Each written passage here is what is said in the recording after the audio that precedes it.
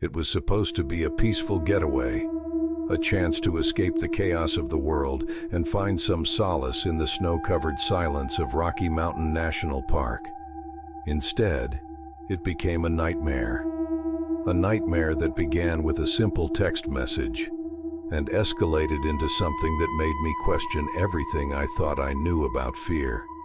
I thought I was alone. I was wrong. What started as a calm evening by the fire turned into a terrifying race against time. Someone was out there, watching, waiting, and they knew exactly where I was. It was early in 2020, and the world was shutting down because of COVID-19. Everything seemed to grind to a halt. The streets were empty, businesses were shuttered, and people were locked inside their homes. As much as I hated the lockdown, there was a part of me that found it liberating. I was used to being outdoors, to backpacking and camping, and this time I was determined to take full advantage of the solitude. I used COVID-19 as my excuse to hit the road and explore different national parks. My goal? To camp out, find peace, and escape the mounting pressures of life. One of my first destinations was Rocky Mountain National Park in Colorado. It was only a 3-hour drive from my home, but the isolation it promised made it feel like a world away. As I drove, I felt a slight sense of freedom. After months of being stuck indoors, the road ahead seemed to symbolize a break from the monotony. The snow started to fall as I neared the park, adding an eerie but beautiful touch to the landscape. By the time I arrived at Rocky Mountain, the sun had already set behind the towering peaks, casting an orange glow across the sky. I parked my truck near the trailhead and began the hike to a secluded creek I had mapped out earlier. The air was crisp, and the snow crunched beneath my boots with each step. The silence was almost overwhelming. No wildlife, no hikers, just the wind and the occasional rush of the creek. The trail was empty, which made sense, given the pandemic and the fact that it was still winter. When I arrived at the creek, the water was flowing gently despite the cold. It was the kind of peaceful environment I was hoping for. I set up my camp a little ways off the path, not wanting to be too close to the creek. It was quiet, isolated, just what I needed to decompress from the stress of the past year. I chopped some firewood, lit a small campfire, and started cooking sausages. It was simple, but perfect. As the sun dipped below the horizon, the night closed in quickly, and I found myself sitting by the fire with a book in hand. The warmth from the flames contrasted sharply with the cold air around me, and I couldn't help but feel a sense of calm settle over me. It was around 9 p.m. when I noticed a strange vibration in my pocket. My phone had started buzzing. I pulled it out, expecting it to be a message from a family member. What I saw made my heart skip a beat. An unknown number had sent me a message. "How's your camping going, buddy?" I didn't recognize the area code, but I thought nothing of it at first. Maybe it was a wrong number. I responded with something casual. "Good. It's cold, but beautiful here." A few moments passed, and then another message came through. "It's beautiful out here." My eyebrows furrowed. Something felt off. The message was vague, but the tone seemed strangely familiar. I glanced around at my campsite. The flickering light of the fire illuminated the surrounding trees, casting long, creeping shadows. The wind howled in the distance, but everything else was silent. Then came the next message. "I see why you came up here." I froze. The wording struck me as odd.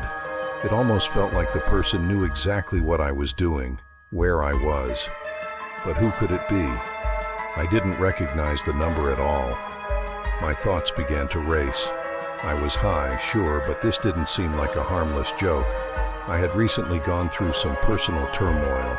Something at work had caused my reputation to suffer, and it left me with a lot of enemies. People were angry. People were harassing me. But how could they know I was here? The fire crackled, but it did little to ease the sense of unease that had settled over me. I stood up from the campfire and looked around. The woods were dark, too dark, and the shadows seemed to stretch longer than they should. I felt like I was being watched. My phone buzzed again. Another message. "It's nice to be alone, isn't it?" A chill ran down my spine. I couldn't shake the feeling that someone was out there watching me. Was it a prank? Or something more sinister? I grabbed my handgun from my bag just to feel safer. I'd been through a lot recently, and my trust in people had eroded. I made sure the gun was ready, and I kept it within arm's reach. I had no intention of using it unless absolutely necessary, but the weight of it gave me some sense of control. As I sat back down in the tent, I tried to distract myself by continuing to read my book. The fire outside was slowly dying down, the warmth of the flames receding with each passing minute. My mind, however, kept wandering back to the texts. Whoever was sending them was either incredibly persistent or truly frighteningly aware of my location. Then, a flash of light pierced the darkness outside. It lasted only a moment, but it was enough to make my blood run cold. Someone had just shined a flashlight into my tent. Or had they taken a picture? The footsteps started shortly after, crunching softly in the snow. They came closer, slow but deliberate. Then, the footsteps stopped just outside my tent, maybe only a few feet away. I gripped my handgun tightly, ready for anything. My phone buzzed again. I looked at the screen and felt my stomach drop. The message read, "Have a good night's sleep." Attached to the message was a photo of my tent, taken from outside. I couldn't breathe. The realization hit me all at once. Whoever was sending these messages was here, close enough to snap a photo. I felt a surge of adrenaline. My mind raced, and before I could even process what was happening, I unzipped the tent and fired 2 rounds into the air. I heard footsteps running away in the distance, and I immediately knew that the shots had done their job.